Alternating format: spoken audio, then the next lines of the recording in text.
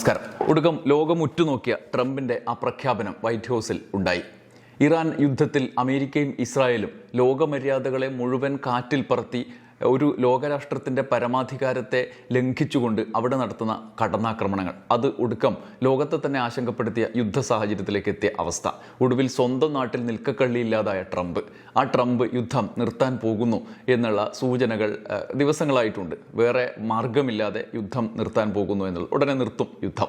അങ്ങനെ 33 ദിവസം യുദ്ധം കഴിഞ്ഞ ഘട്ടത്തിലാണ് ഇത് ഒരു ഔദ്യോഗിക പ്രഖ്യാപനത്തിലേക്ക് പോകുന്നു എന്ന് വാർത്തകൾ ലോകം മുഴുവൻ വന്നത്. ലോകം ആകാംക്ഷയോടെ, സ്വല്പം പ്രതീക്ഷയോടുകൂടി ഇത് ഔദ്യോഗികമായി പ്രഖ്യാപിക്കും എന്നുള്ള പ്രതീക്ഷയോടുകൂടി വൈറ്റ് ഹൗസിൽ ട്രംപിൻ്റെ പ്രസംഗം ഉറ്റുനോക്കിയിരിക്കുകയായിരുന്നു ലോകം. എന്നാൽ ഈ ഒരു മാസത്തിന് ശേഷം യുദ്ധം ഒരു ഘട്ടത്തിൽ എത്തി നിൽക്കുന്ന ഈ അവസ്ഥയിൽ ട്രംപിൻ്റെ പ്രഖ്യാപനം മുഴുവൻ കേട്ട ആളുകൾക്ക് ഒരു കാര്യം മനസ്സിലായി. മൂപ്പരെ എല്ലാ ദിവസവും അദ്ദേഹത്തിൻ്റെ സോഷ്യൽ മീഡിയ പേജായ ട്രൂത്ത് സോഷ്യലിൽ ഇടുന്ന വെല്ലുവിളി പോസ്റ്റുകൾ, അവകാശവാദങ്ങൾ, ഭീഷണി, കീഴടങ്ങൽ ഒക്കെ ഉള്ള പതിവ് രീതിയിൽ നിന്നും വ്യത്യസ്തമായ ഒന്നും അദ്ദേഹം തൻ്റെ ഈ പ്രഖ്യാപനത്തിൽ പറഞ്ഞിട്ടില്ല എന്നുള്ള ഒരു വസ്തുതയാണ്. ഇതുമായി ബന്ധപ്പെട്ട ഇദ്ദേഹത്തിൻ്റെ പ്രസംഗത്തിൻ്റെ പശ്ചാത്തലത്തിലുള്ള പരിശോധനകളാണ് നമ്മൾ ഈ വീഡിയോയിൽ ഉൾപ്പെടുത്തിയിട്ടുള്ളത്. 3 കാര്യങ്ങളാണ് അദ്ദേഹം പറയുന്നത്. ഒന്ന്, അദ്ദേഹത്തിൻ്റെ നിലവിലെ ഗതികെട്ട അവസ്ഥയിൽ നിന്ന് ഈ യുദ്ധത്തിൽ വിജയകരമായി പര്യവസാനിക്കുന്നു എന്ന നറേറ്റീവ് സൃഷ്ടിക്കാൻ. 2, ഈ യുദ്ധം അമേരിക്കയ്ക്ക് ആഭ്യന്തരമായി അമേരിക്കയിൽ ട്രംപ് നേരിടുന്ന പ്രതിസന്ധിയെ മറികടക്കാനുള്ള ആഭ്യന്തര രാഷ്ട്രീയത്തിലെ ഒരായുധമാക്കി മാറ്റാനുള്ള ശ്രമം, ഒബാമയൊക്കെ മുൻനിർത്തിക്കൊണ്ട് മുൻ നേതൃത്വങ്ങളുടെ കഴിവുകേടുകൊണ്ട് US ഈ മട്ടിലെത്തി, അത് ഞാൻ ഗംഭീരമാക്കി വിജയിപ്പിച്ചു, എനിക്ക് ശേഷമാണ് അമേരിക്ക എന്ന മട്ടിലുള്ള നറേറ്റീവിനുള്ള ഒരു കാരണമാക്കി ഈ സാഹചര്യത്തെ മാറ്റുക. 3ാമത്തേത്, ലോകത്തിനാകെ ഞാൻ നേതൃത്വം തന്നെയാണ്, ഞങ്ങളെ സഹായിച്ച ആളുകളെ മുഴുവൻ ഞാൻ സഹായിക്കും, ഇപ്പോൾ സൗദി, ഇസ്രായേൽ മുതൽ ബഹ്റൈൻ വരെയുള്ള രാഷ്ട്രങ്ങളെയൊക്കെ ഞങ്ങൾ തൊട്ടാൽ വിവരം അറിയും എന്ന് പ്രഖ്യാപിക്കുന്നതോടൊപ്പം നേരത്തെ പറഞ്ഞ പോലെ ഹോർമോസ് ഒന്നും എൻ്റെ വിഷയമല്ല, അത് നിങ്ങൾ ആരാ വേണ്ടത് വെച്ചാൽ പോയി എണ്ണ ആവശ്യമുള്ള ആൾ പോയിട്ട് നേരെ ആയിക്കോളൂ എന്ന് പറഞ്ഞ അങ്ങനെ 3 പ്രധാനപ്പെട്ട നിലപാട് പ്രഖ്യാപനമാണ് ഇതിൽ നിന്ന് മനസ്സിലായത്. എങ്കിൽ പോലും ചില സൂചനകൾ അദ്ദേഹം നൽകുന്നുണ്ട്. അതായത് ഇത് നേരത്തെ തന്നെ അദ്ദേഹം 6 ആഴ്ചയാണ് ഈ യുദ്ധത്തിനുള്ള പദ്ധതി സമയം മുന്നോട്ട് വെച്ചിരുന്നത്. അതിൽ 4 ആഴ്ച കഴിഞ്ഞു, ഒരു മാസം 33 ദിവസം കഴിഞ്ഞു എന്നാണ്. ഫെബ്രുവരി 28-ന് ആരംഭിച്ച യുദ്ധമാണല്ലോ. അപ്പോൾ ഈ ഘട്ടത്തിൽ നിൽക്കുന്ന സമയത്ത് നമ്മൾ ഒരു പ്രതീക്ഷയോടെ തന്നെ ഈ യുദ്ധ സാഹചര്യങ്ങൾ ഉറ്റുനോക്കുന്നുണ്ട്. അതിൻ്റെ പിന്നിൽ ഇറാൻ്റെ കരുത്തുറ്റ പ്രതിരോധ നിലപാട്, തിരിച്ചടികളുടെ നിശ്ചയദാർഢ്യം ഒക്കെ ഉണ്ട്. അങ്ങനെ ഇറാൻ്റെ ഒരു വിജയത്തിലേക്ക് കാര്യങ്ങൾ എത്തി പരാജയ സമാനമായ നിലയിലാണ് അമേരിക്ക നിൽക്കുന്നത്. ട്രംപിൻ്റെ ഒരു സമാധാനത്തിന് വിജയത്തിലെത്തിയെന്നൊക്കെ പറയുന്നത് നമുക്ക് കേൾക്കാം എന്ന് മാത്രമേ ഉള്ളൂ. എന്തായാലും യുദ്ധം നിർത്തിയില്ലെങ്കിലും സ്വയം അമേരിക്കയുടെ പരിപ്പെടുക്കുന്ന അവസ്ഥ ആയി എന്ന് ട്രംപിന് തിരിച്ചറിവുണ്ട്. ട്രംപ് യുദ്ധം ജയിച്ചു എന്ന് പ്രഖ്യാപിച്ച് പിൻവാങ്ങുക എന്ന ാണ് മുന്നിലുള്ള വഴിയെന്ന് ഈ പ്രസംഗം നോക്കുമ്പോൾ നമുക്ക് മനസ്സിലാവും. ഇറാനെതിരായ സൈനിക നടപടി സമ്പൂർണ്ണ വിജയത്തിൽ എത്തി എന്നാണ് അദ്ദേഹം പ്രഖ്യാപിക്കുന്നത്. അതോടുകൂടി അദ്ദേഹം പറയുന്നത് ഈ യുദ്ധം ഉടൻ അവസാനിപ്പിക്കും എന്നും ആണ്. സൈനിക ആക്രമണം ആരംഭിച്ചിപ്പോൾ ഒരു മാസം പിന്നിടുമ്പോൾ രാജ്യത്തെ അഭിസംബോധന ചെയ്ത് ട്രംപ് പ്രസംഗം നടത്തും, ഇത് വലിയ പ്രഖ്യാപനത്തിലേക്ക് പോകും എന്നൊക്കെ നിങ്ങളും കാത്തിരുന്നതാണ്. അതുകൊണ്ടുകൂടിയാണ് ഈ വീഡിയോയിലൂടെ ഞാൻ വന്നത്. അത് എന്താണെന്ന് നമ്മൾ പലരും പ്രതീക്ഷിക്കുന്നുണ്ട്. അതിനെക്കുറിച്ചുള്ള സാഹചര്യങ്ങൾ എന്താണെന്ന് ചോദ്യങ്ങൾ, മെസ്സേജുകളൊക്കെ വരുന്നുണ്ട്. ഈ സാഹചര്യത്തിൽ കൂടിയാണ് നമ്മൾ ഈ പ്രസംഗം വളരെ ആകാംക്ഷയോടെ കേട്ടത്. വൈറ്റ് ഹൗസിൽ ലോകം ഉറ്റുനോക്കിയ ട്രംപിൻ്റെ പ്രഖ്യാപനത്തിൽ അദ്ദേഹം ഈ ഇറാനെതിരായ നടപടി ഉടൻ പൂർത്തിയാക്കും എന്ന് പറയുന്നുണ്ട്. ഭയങ്കരമായ ഒരു ആക്രമണം ഞങ്ങൾ നടത്തിയിട്ട് ഇത് പൂർത്തിയാക്കും എന്നാണ് പറയുന്നത്.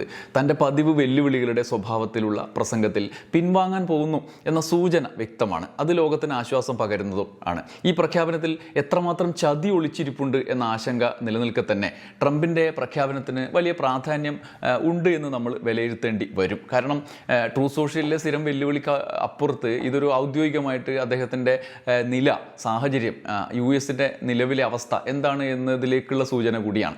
ഇറാൻ്റെ നാവികസേന പൂർണ്ണമായും തകർന്നു എന്നും നേതൃനിരയിലെ ഭൂരിഭാഗം പേരെയും വധിച്ചു എന്നും US വിജയിച്ചു കഴിഞ്ഞു എന്നുമാണ് ട്രംപിൻ്റെ അവകാശവാദം. അതുകൊണ്ട് ഈ ദൗത്യം വളരെ വേഗത്തിൽ പൂർത്തിയാക്കും. ഒരു അവസാന ആക്രമണം വരാനുണ്ട്. ഇറാൻ്റെ മിസൈലുകളും ഡ്രോണുകളും ഒക്കെ വിക്ഷേപിക്കാനുള്ള ശേഷി കുറഞ്ഞു, ആയുധശേഷി കുറഞ്ഞു.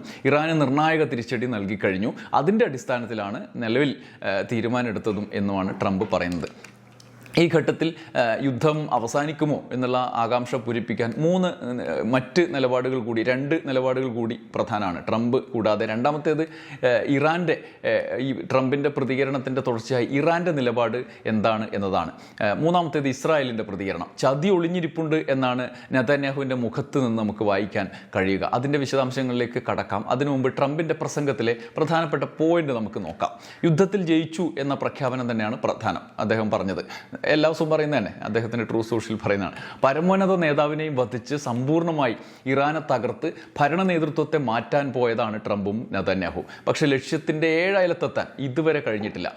ഇറാൻ്റെ കരുത്തും റഷ്യയുടെ അടക്കം പിന്തുണയോടെ യുദ്ധത്തിൽ പിടിച്ചു നിന്ന അവരുടെ പ്രതിരോധവും ഇസ്രായേലിനും US-ന്റെ സഖ്യകക്ഷികൾക്കും മേലെ നടത്തിയ നിർണായക ആക്രമണങ്ങളും നാശനഷ്ടങ്ങളും അവിടെ ഉണ്ട്. അതൊക്കെ ഒരുപക്ഷെ ഒരർത്ഥത്തിൽ ഇറാൻ മുന്നോട്ട് കൊണ്ടുപോയ യുദ്ധതന്ത്രത്തിൻ്റെ അവരുടെ നിലനിൽപ്പിന് ആധാരമായ വിജയ ഘടകമാണ് എന്ന് പറയേണ്ടി വരും. കാരണം ഇറാൻ ഈ യുദ്ധത്തിൽ പാലിച്ചൊരു കാര്യം മനുഷ്യനാശനഷ്ടം, മനുഷ്യൻ്റെ ജീവനഷ്ടം പരമാവധി ഒഴിവാക്കുക എന്നുള്ളതാണ്. ഇപ്പോൾ തന്നെ നിലവിൽ 3000-ലധികം മരണങ്ങൾ ഉണ്ടായതിൽ 99% ഇറാനിലെ മരണങ്ങളാണ്.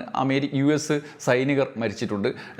സിവിലിയൻസിൻ്റെ മരണം മാക്സിമം ഒഴിവാക്കാൻ അവർക്ക് കഴിഞ്ഞിട്ടുണ്ട്. ഇപ്പോൾ ഇസ്രായേലിൽ തന്നെ പരിക്കുകളാണ് കൂടുതൽ ഉള്ളത്. നേരെ മറിച്ച് പലതും ഈ ആഭ്യന്തരമായി തന്നെ ഈ വിമാനത്തെ വെടിവെച്ചിടലും തകരാറായി വീഴലും ഒക്കെ ഉള്ളതിൻ്റെ ഭാഗമായിട്ടുള്ള മരണങ്ങളാണ് US ഭാഗത്തുണ്ടായത്. അതേസമയം മറ്റു രീതിയിൽ ഇപ്പോൾ GCC രാജ്യങ്ങളിൽ നടത്തിയ ആക്രമണങ്ങളിലൊക്കെ മരണങ്ങളുണ്ടായത് ഇറാൻ്റെ ഭാഗത്തു നിന്നുള്ള വീഴ്ചകളാണ്. പക്ഷേ പൗരന്മാരുടെ മരണം ഇറാൻ്റെ ആക്രമണങ്ങളിൽ കുറവാണ്. നേരെ മറിച്ച് US-ഉം ഇസ്രായേലും ചെയ്ത് അവിടുത്തെ സ്കൂളൊക്കെ ആക്രമിച്ച് കുട്ടികളെ കൊന്നുകൊണ്ടാണ് യുദ്ധം ആരംഭിച്ചത് തന്നെ.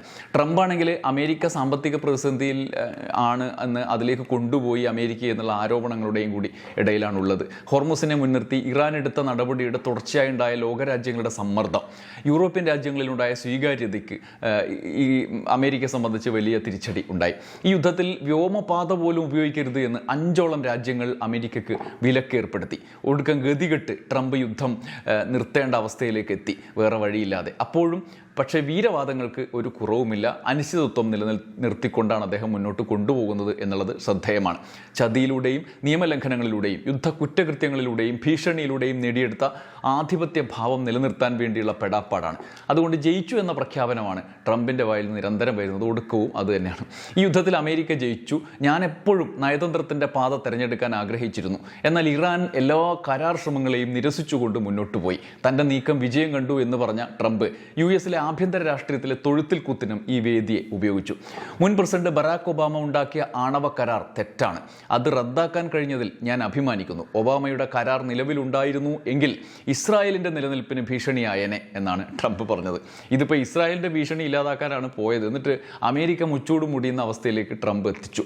നേതാക്കളെ കൊല്ലുക, ഭരണമാറ്റം നടപ്പാക്കുക എന്നിവ കൂടാതെ മൂന്നാമതൊരു ലക്ഷ്യം യുദ്ധത്തിനിടെ ട്രംപ് പ്രഖ്യാപിച്ചിരുന്നു. അത് ഹോർമുസിലെ ആധിപത്യമാണ്. കടലിടുക്കിലെ എണ്ണ വ്യാപാരത്തിനിടയിൽ ഉണ്ടാകാനിടയുള്ള അമേരിക്കയ്ക്ക് ഭാവിയിലേക്കുള്ള നിക്ഷേപം എന്നുള്ള നിലയിൽ ഒരു ആധിപത്യം നേടിയെടുക്കുക എന്നുള്ളതാണ്. എന്നാൽ ആദ്യത്തേതുപോലെ ഇത് നടന്നില്ല.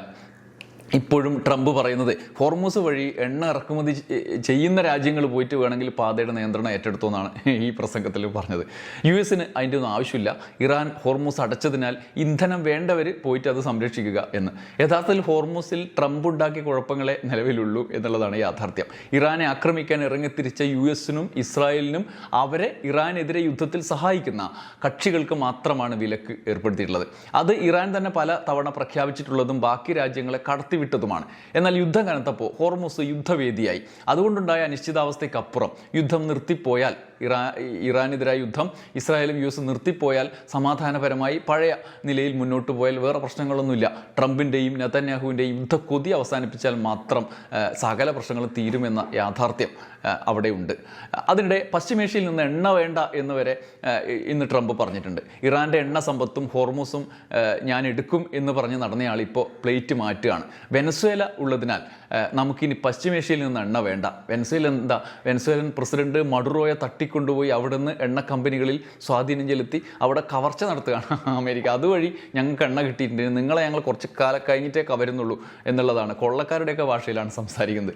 ഡ്രിൽ ബേബി ഡ്രിൽ എന്ന നയം കൊണ്ട് എണ്ണയുടെ കാര്യത്തിൽ US-ന് പ്രതിസന്ധി ഇല്ല എന്നാണ് ട്രംപ് പറയുന്നത്. ഇന്ധനം ലഭിക്കാൻ ബുദ്ധിമുട്ട് മറ്റ് രാജ്യങ്ങൾക്കുണ്ടെങ്കിൽ നിങ്ങൾ ഇങ്ങോട്ട് വന്നോ, ഞങ്ങൾ എണ്ണ തരാം ഇവിടെ ഇഷ്ടംപോലെ എണ്ണയുണ്ടെന്നാണ് ട്രംപ് പറയുന്നത്. ഇതെല്ലാം പറഞ്ഞിട്ടും യുദ്ധം ഉടൻ നിർത്തും എന്നല്ലാതെ സമയം എപ്പോഴാണ് നിർത്തുക എന്ന് പറഞ്ഞിട്ടില്ല. ഇപ്പോഴും ഏത് നിമിഷവും ആക്രമണം നടത്തും, അതൊരു അന്തിമ ആക്രമണം ഉണ്ടാകും എന്ന സൂചനകളാണ് അദ്ദേഹത്തിൻ്റെ ഭാഗത്തുനിന്ന് വരുന്നത്. അതിൻ്റെ കരുതൽ ഇറാൻ്റെ പ്രതിരോധത്തിൽ ഉണ്ട്. ഒരു ഭാഗത്ത് സമാധാന ചർച്ച, വേറൊരു ഭാഗത്ത് യുദ്ധം ഉടൻ നിർത്തും എന്ന പ്രചരണം, സമാന്തരമായി ആക്രമണങ്ങൾ. ഇതാണ് നിലവിൽ അമേരിക്കയുടെയും യുഎസിൻ്റെയും ഇസ്രായേലിൻ്റെയും പരിപാടി. അതുകൊണ്ട് ഇറാൻ പിൻവാങ്ങാൻ തയ്യാറാകില്ല എന്നാണ് വിവരം.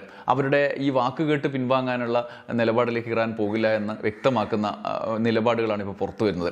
യുദ്ധം നിർത്താൻ തങ്ങൾ ആവശ്യപ്പെട്ടു എന്ന ട്രംപിൻ്റെ വാദം തള്ളി ഇറാൻ രംഗത്തെത്തിയത് നിങ്ങൾ ഇന്നലെ ശ്രദ്ധിച്ചിട്ടുണ്ടാവും. ഇറാൻ 5 നിർദ്ദേശം മുന്നോട്ട് വെച്ചിട്ടുണ്ട്. അതിൻ്റെ അടിസ്ഥാനത്തിലുള്ള സമാധാനത്തിനാണ് മുൻഗണന.